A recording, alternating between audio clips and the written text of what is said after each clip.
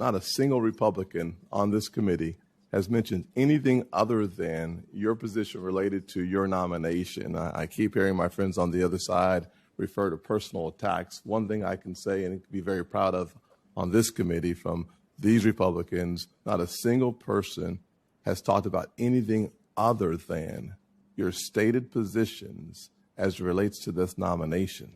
So any suggestions otherwise is simply hogwash. I want to be fair, and I will be fair. I won't be hyperbolic, but I will be frank and honest. I cannot think of a nominee more poorly suited to be the comptroller of the currency based solely on your public positions, statements, and the weight of your writings than you are. Let me just quote you versus anybody else.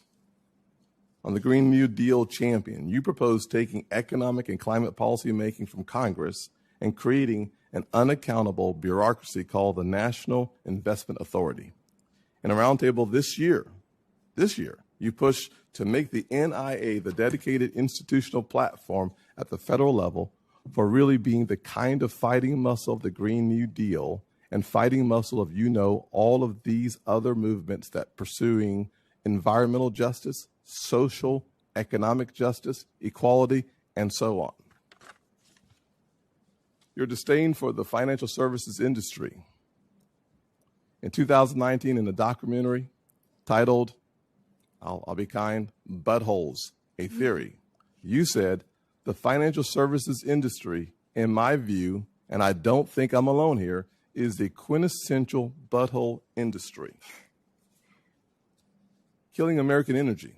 In Jane Family Institute seminar in March of this year, you proposed bankrupting the coal and oil and gas industries, saying we want them to go bankrupt if we want to tackle the climate change. That's really hard to misunderstand. On nationalizing banking, last year, i.e.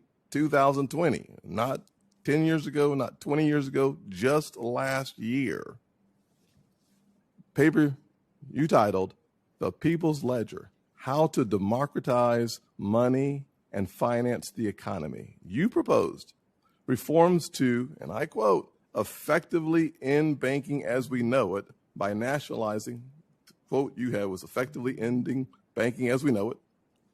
How? By nationalizing retail banking.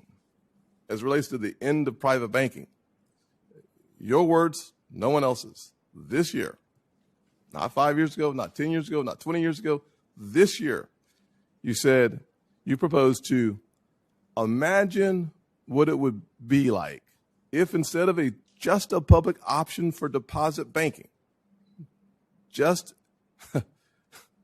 instead of just a public option for deposit banking, this would be actually the full transition.